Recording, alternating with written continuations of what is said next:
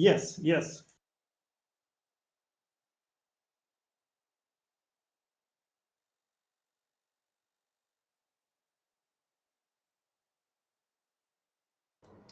We cannot hear you, Alexander.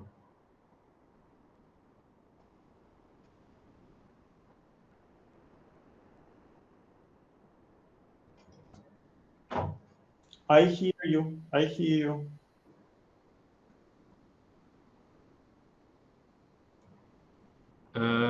Dear participants, do you hear Alexander? I also can hear. Okay. You see, it's a strange situation. I cannot hear too.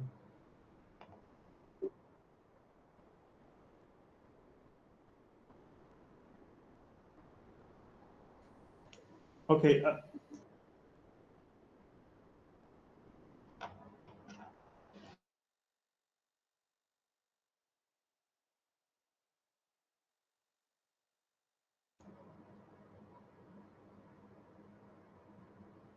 Dear colleagues, do you have any ideas what can be the problem? We hear. I hear. But I don't. But other people, but some of participants do not. I hear. Interesting situation. All of us.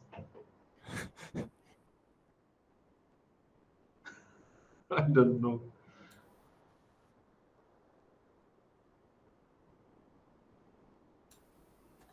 Repeat, please. Vladimir, do you hear? Yes, I speak with my telephone and can't answer. Sorry. What can we do?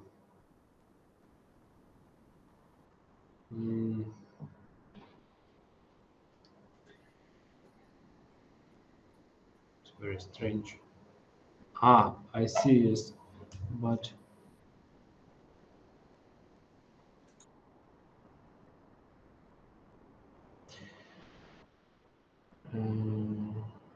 Could we just continue, because I could hear Alexander. I think yes. In this situation, please just show us the slides, and then dear Ivan Astromov, please ask some questions.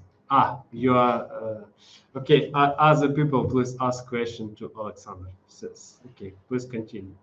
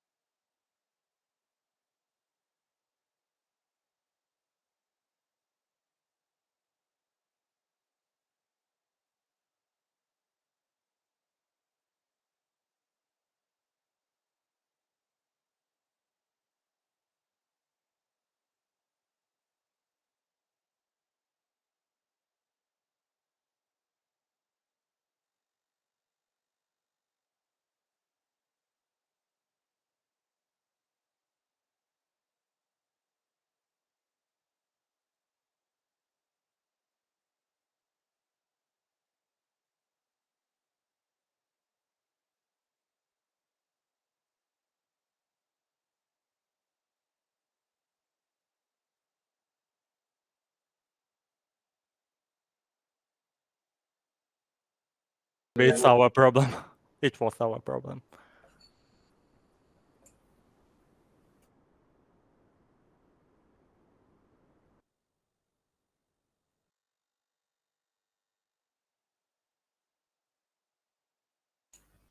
Sorry for interrupting, but it's better to allow everyone to hear. 。 。 Okay. 。 . 。 . 。 . 。 . 。 。 . 。 。 。 . 。 。 。 。 。 。 。 。 。 。 。 。 。 。 。 。 。 。 . 。 。 。 。 。 . 。 。 . 。 。 . 。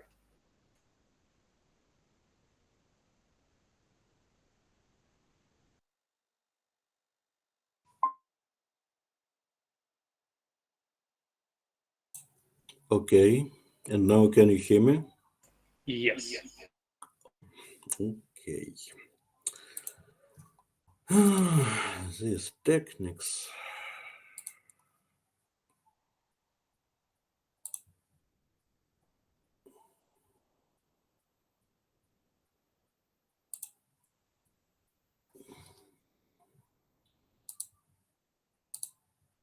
Okay, you still can hear me, yes? Okay. Yes. Okay, so as previous reporters can tell us, there are a lot of services where we can see an air traffic almost in real time. Now it was to considering the structure of the messages sent by transponder.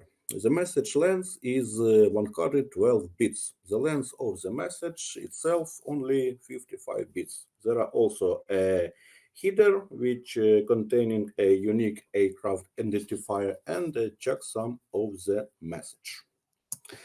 The list of existing ADSB messages presented on this slide. The most interesting messages are the aircraft identification message, which contains information about the aircraft, and the air position message, which contains coordinates. The airborne velocities message play an important role in the air traffic safety.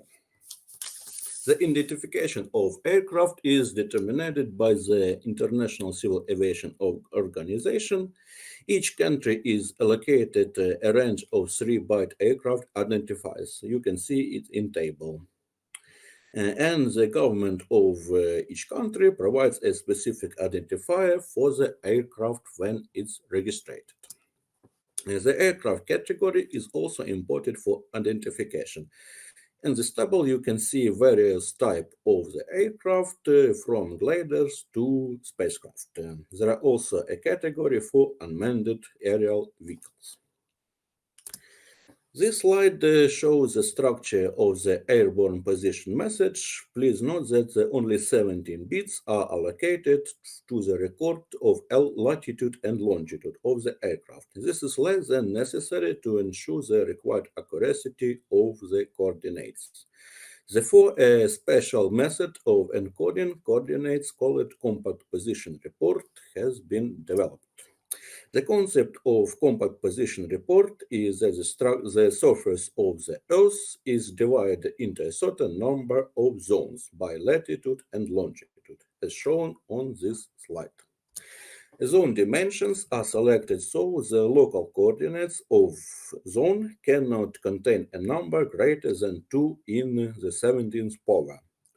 It's a number greater than the number can be recorded in ADSB message. To eliminate the ambiguity of the zone selection, the same coordinates are transmitted twice in 2 separate messages. This slide shows expressions for defining zones and calculating latitude and longitude values in the compact position reports. The Earth's surface is divided into 60 zones by latitude. The numbers of longitude divisions depend on latitude. The closer to the poles, the fewer zones are divided into, and we can calculate the values are written into latitude and longitude in ADSB messages.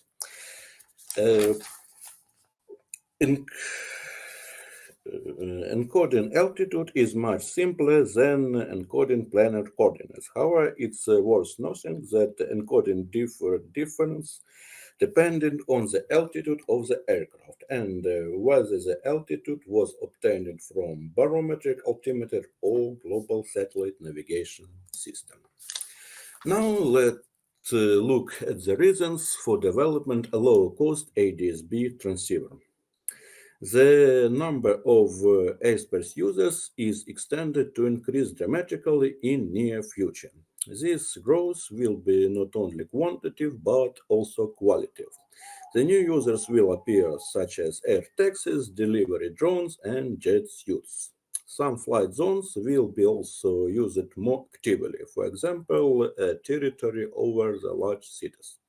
This will create a need for a massive low-cost ADS-B transponder, and it's also important to reduce the weight and size of such equipment for UAV.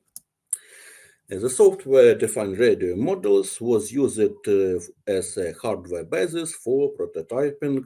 Examples of this module is shown on this slide. This module consists of a radio frequency circuit where the frequency is lowered. The radio signals are then digitalized by an electro-digital converter. Intermediate processing takes place in programmable logic device. The data is then transferred to a personal computer where it's processed by software. The generation and transmission of radio signals is performed in reverse order. The GNU radio product was used as a software basis for prototyping. It's a set of software blocks designed for digital signal processing. The modules are written in C++ and Python programming languages. The product also includes the GNU radio companion development environment, which shown on the slide. On the screenshot, you can see a larger list of various blocks that GNU radio contains. If the capabilities of blocks available in GNU radio are not enough, you can create your own block.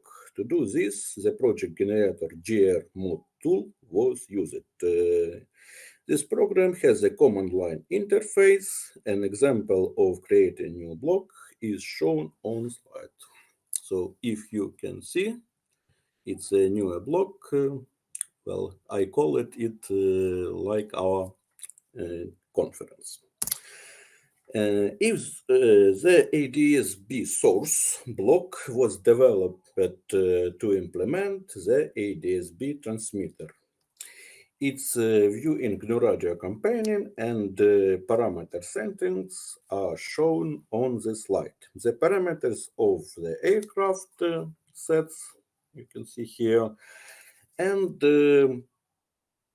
coordinates of the place where flight taking place. To generate coordinates, we use a simple model of the motion of material point in a circle with a given radius. This slide shows an experimental study of the developed block. The HackRF software radio module was used as ADS-B transmitter, and the RTL SDR module was used as a receiver. This slide shows a diagram for implementing an ADS-B transmitter. To demonstrate the signals which are being generated, we use a module GR ADS-B. It's a module for a set of modules for decoding ADS-B signals, which we downloaded from internet. So you can not only make your own blocks, you also can download blocks of other people. This slide shows a diagram for implementing an ADS-B receiver. It's based on the model which I mentioned above. And the graph of received signals shows a present and significant noise that occurred during signal transmission. And besides the presence of noise, the checksum check, it was positive in 83% of received messages. You can see conclusions of the study on the slide. Thank you for your attention. If you have any question, please ask. Thank you for your report, dear colleagues. Do you have any questions?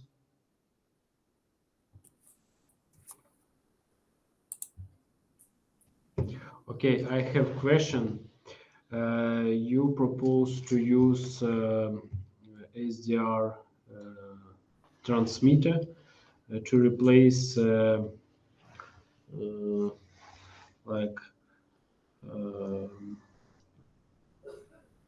ADSB transmitters with high price. And for example, you can put your transmitter on some custom UAVs. Yes, it was the idea to decrease price of ADSB transmitters that are present in the world market. Well, the main idea is we use these models for prototyping. I think that it's a usually open project for this model, so we can take a part of one model and to make our own ADSB transmitter. So that is idea. We can use these models for not a really small UAV because we can take a single board computer. So these two models can can work as ADSB transmitter, but it's still a quite big device. So I guess we use it. We use it for prototyping a new device. Okay, from your report, I saw that almost all things are ready, beside the source of parameters for ADSB transmitter. Yes, GNU Radio have a lot of filters. Also, the receiver we download from internet. It's other project. There are a couple projects for ADSB receiver, but ADSB transmitters I didn't find in internet. Okay. So we don't. I see that now it exists, but about the source of information for transmitting in ADSB format, I propose, didn't you think about to use, for example, PixHawk autopilot to take information from it and to transmit? Not the simulated trajectory of moving, but take the real device like PixHawk and transmit this information. Well, it's an interesting suggestion. Actually, one of versions, so-called it's of PixHawk already has ADSB transmitter, but it's not open part of PixHawk, so we don't know how it works. But I guess with some making changes, we can add the real flight data to that project. So it will be done in future, I'm hope. Okay, thank you very much for I your. also have a question. Yes, please. Is there the possibility to use the internal FPGAs that are situated in HackRF to generate necessary signals? And in such a way, we can remove a computer for this system. It's possible, but unfortunately, I don't have such experience work with FPGA. But I read about project. They can they write I can say this program, but configuration of FPGA, and don't use a computer or processor or something like that. So you can make on FPGA any digital device. So it's quite possible, but work you have a special experience to work with FPGA. Unfortunately, I don't have this experience. Thanks. Okay, thank you, Alexander Kutsenko, for your report. It was very interesting. Thank you, dear participants, for your presence today, for your reports. Our workshop is finished.